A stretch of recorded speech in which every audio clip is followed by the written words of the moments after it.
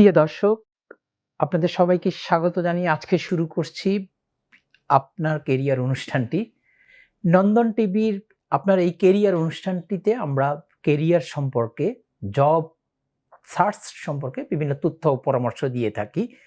আমাদের একটা বিষয় নিয়ে আমরা একটা সময় আলোচনা করে থাকি এবং আপনারা দেখে থাকেন, অনেকের কাছ থেকেই ফিডব্যাক পাই। এটা খুবই ভালো লাগে যে এই অনুষ্ঠানটি আপনারা নিয়মিত দেখেন। তো আজকে আমরা যে বিষয়টা নিয়ে কথা বলবো সেটা হচ্ছে ইন্টারভিউ, এবং আপনারা হয়তো আমার নাম জানেন, আমি ইমাম উদ্দিন।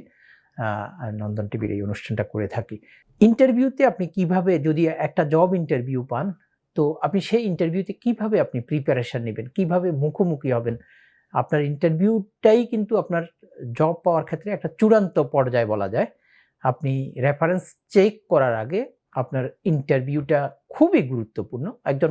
একজন জব যিনি ক্যান্ডিডেট, জব অ্যাপ্লিক্যান্ট, তার প্রথম রেজিউমিটা পাঠানোর পর রেজিউমি ভালো হলে ওনারা ইন্টারভিউর জন্য ডাকেন, বা আপনাকে হয়তো কেউ রেফার করতে পারে, সেখানে আপনার রেজিউমি ছাড়াও আপনি হয়তো সেভাবে ইন্টারভিউতে অ্যাটেন্ড করতে পারেন।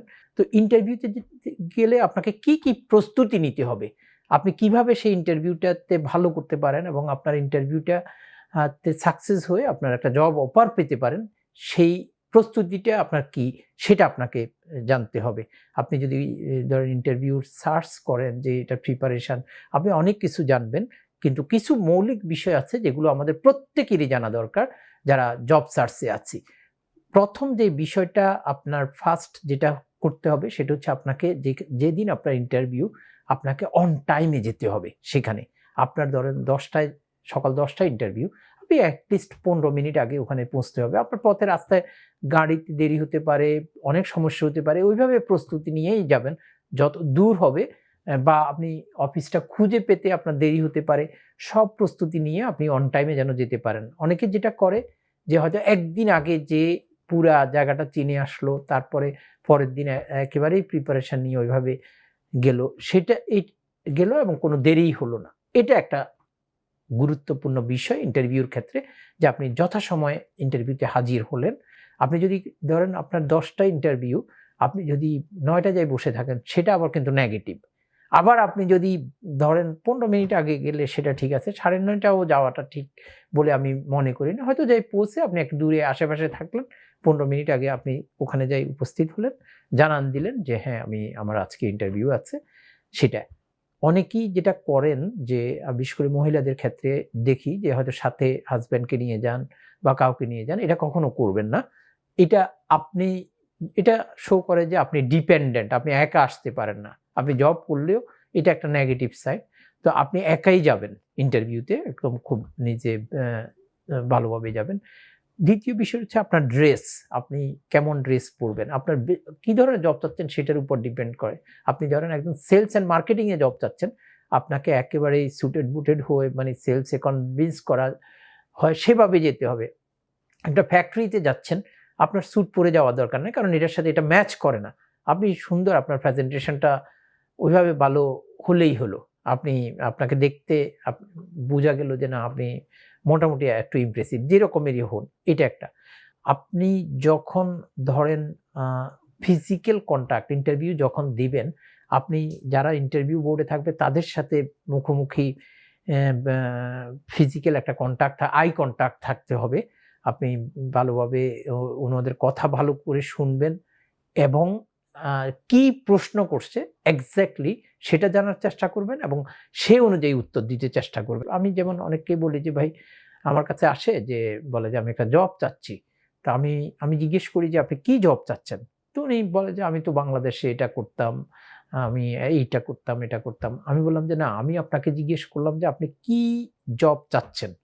উনি আবারও বলেন যে আমি তো বাংলাদেশে এ এটা করছি, এখানে যেকোনো একটা জব চাচ্ছি। তাহলে উত্তর হলো না। উত্তরটা হচ্ছে যে আপনি কি জব চাচ্ছেন? এক্কেবারে টু দ্যা স্পেসিফিক হতে হবে। হ্যাঁ, আমি একটা সেলস অ্যাসোসিয়েট চাচ্ছি, বিশেষ করে আম এই ফিল্ডে। খুবই স্পেসিফিক উত্তর, এতটুকু।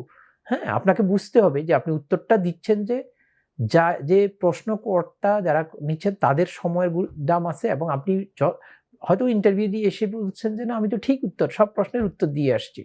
কিন্তু আপনার সেখানে টু দ্য পয়েন্ট এক্স্যাক্টলি যেটা চাচ্ছে সেটা দিচ্ছেন কিনা সেটা ইম্পর্টেন্ট।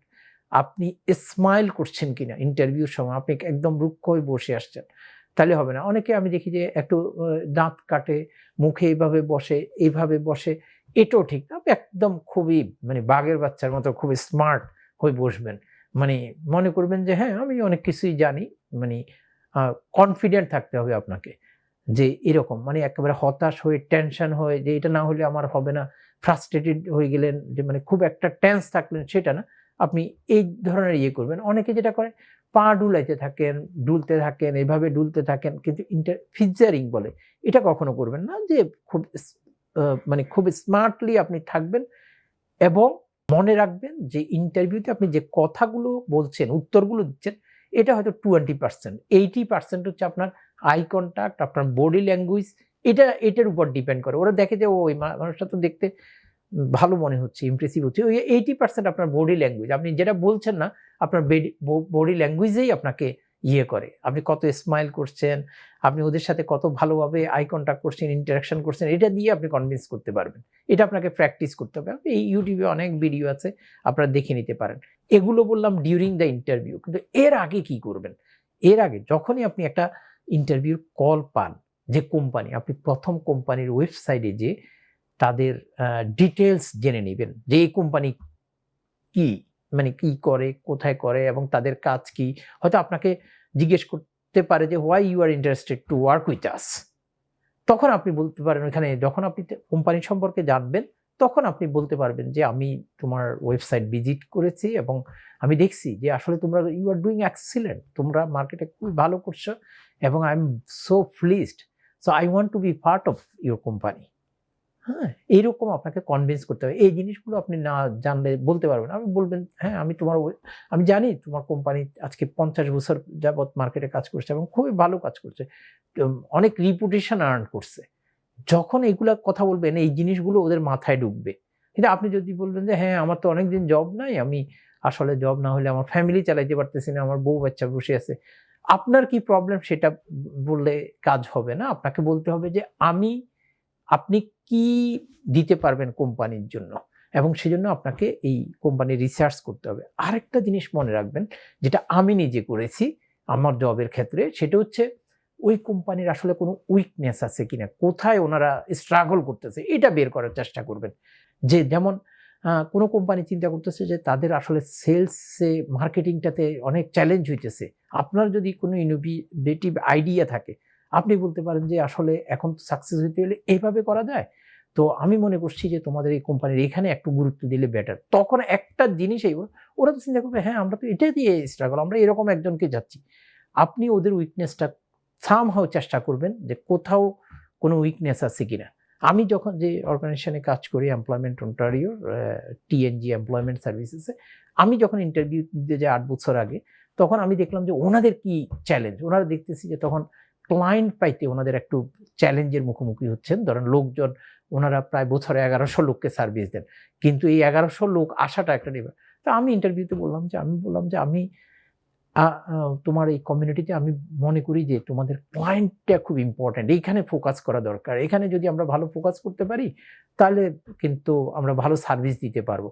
হ্যাঁ, ওরা তো চিন্তা করলো যে না, এক্সাক্টলি কথা সত্য। আমি যে প্রতিষ্ঠানে কাজ করি, আমার আগে আমি এমপ্লয়মেন্ট সেক্টর একজনও এখানে কাজ করে নাই। প্রায় ধরেন সেই 75 থেকে ওখানে কাজ করছে। আই এম দ্য ফার্স্ট, ধরেন, এই employee from the Bengali community to work this place. So আমি চেষ্টা করছি যে আমাকে সামহাউ এসেনশিয়াল করে তুলতে ইন্টারভিউতে, আমার নিজের এক্সাম্পল দিয়ে। এইরকম আপনি যেইটাতেই কাজ করতে যাবেন, তখন চিন্তা করবেন যে তাদের কি উইকনেস সেটা একটু করা, সে জায়গাতে আপনি ইয়ে করা।